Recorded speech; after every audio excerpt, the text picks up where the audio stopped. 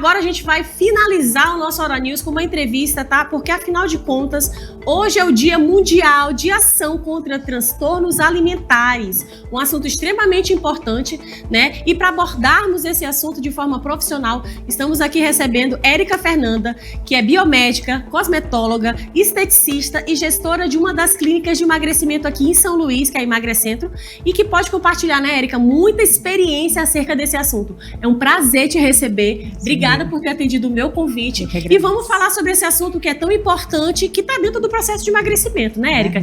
Fica à vontade, te apresenta. Gente, boa tarde. Eu sou a Érica Fernanda. Hoje sou gestora de 2 unidades da franquia Emagrecentro aqui em São Luís.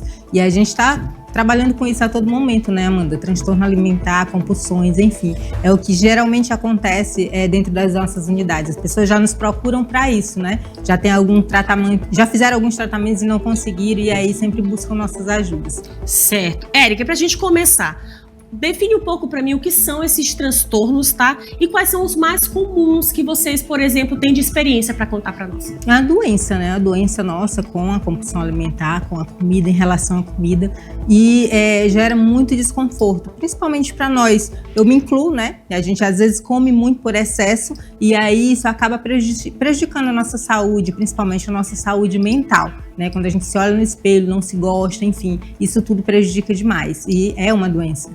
Quando a gente fala de transtornos alimentares, é interessante a gente falar, né, Érica, que a alimentação ela é a base, às vezes, da nossa saúde. E eu tenho certeza que lá, nos teus atendimentos com os teus pacientes, tu tens muitos relatos interessantíssimos que eu podia contextualizar aqui. Mas como o nosso tempo é curto, eu queria que você tentasse lembrar de um exemplo de alguém que falava da comida com muita dor. Sabe? Porque às vezes o comer pode ser prazeroso, mas de repente para alguns pacientes não é tanto. Verdade. Então assim, tu consegue lembrar de um exemplo de alguém que fale da comida, do comer, mas que expresse um sofrimento? A maioria dos pacientes, Amanda, até a gente mesmo, eu mesma, né? A gente às vezes tem compulsão alimentar. Eu tenho vários relatos, obviamente, são 10 anos já de experiência nas clínicas, mas um que eu costumo lembrar e falar muito para minhas clientes, pacientes, enfim, é um caso de uma paciente minha lá do Quatraque, inclusive há muito tempo atrás, há 10 anos, né? Assim que eu comecei na Emagrecentro, a mãe dela levou ela pelo braço, né? Literalmente segurando no braço dela, porque ela estava com compulsão alimentar e já estava na fase aí bem final de uma doença mesmo, assim, a gente sabe que acarreta outras doenças, né? E ela já estava tentando até suicídio. E aí ela veio, fez tratamento com a gente. Não é só um tratamento de emagrecimento, a gente trabalha muito a mentalidade, né?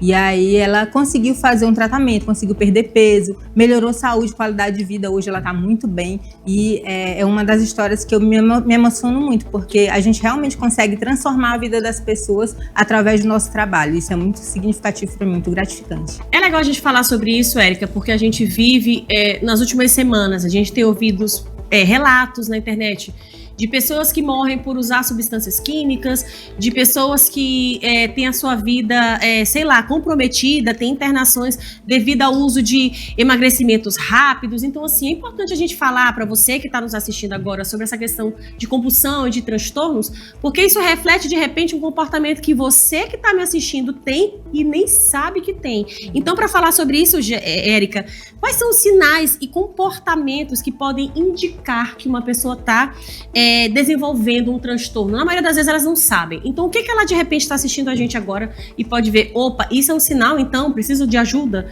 O que tu identificarias agora como sinais? Começa aí já olhando no espelho, não mais se gostando, né? Começa a comer sem fome. A gente come muito às vezes sem fome. Tá com problema aí na cabeça? Todo mundo tem problema, né, hoje em dia.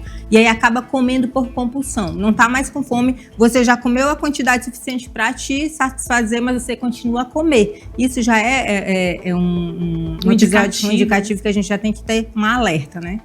E quando a gente fala de compulsão alimentar também, a gente tem que falar dos processos de dietas, né? Restritivas. Isso, as pessoas às vezes falam assim, Amanda, eu escuto muito, né? Porque eu tô sempre nesse mundo, nessa vibe fitness e tal. As pessoas sempre olham pra mim e dizem assim, Amanda, eu vou fazer uma dieta sem carboidratos. E não entendem o impacto que o low carb ou sem carboidratos pode gerar no organismo, para de repente, depois de alguns dias, ela consegue ficar dias sem carboidrato. Aí depois de uns dias, o organismo dela começa a pedir absurdamente, que gera compulsão. Né, Érica? Eu acho que isso é importante, porque eu acho que muitas pessoas vivem isso e nem sabem que isso é um problema. A internet internet, né, Amanda? A internet tem vários tipos de dieta, a modinha, né? Ah, fulana fez, eu vou fazer também. Gente, não funciona dessa forma. É necessário ter acompanhamento médico, acompanhamento nutricional, e tudo isso a gente tem dentro das nossas unidades, né, Amanda? A gente hoje tem uma equipe multidisciplinar que, de fato, consegue aí te ajudar a melhorar tudo isso, com todos esses profissionais da saúde para te ajudar cada vez mais. E uso das mídias sociais, elas trazem, né, um padrão de beleza, né? Eu, há um tempo atrás, eu produzi um material que eu falei muito sobre a questão da busca pela perfeição no corpo, sabe? E as pessoas, às vezes, esquecem que isso pode comprometer a sua saúde. E eu sempre falo, e eu acho importante frisar, que a saúde, ela tem que ser de dentro para fora, né? O olhar no espelho e não se gostar é um indicativo já estético. E teu corpo por dentro, como será que tá? Você tá fazendo o seu check-up, né? Tá indo nos teus médicos, porque o processo de emagrecimento requer muitos profissionais, né, Érica? Muitos profissionais, né? O principal deles é a nutrição, né? Nutricionista, né, Amanda?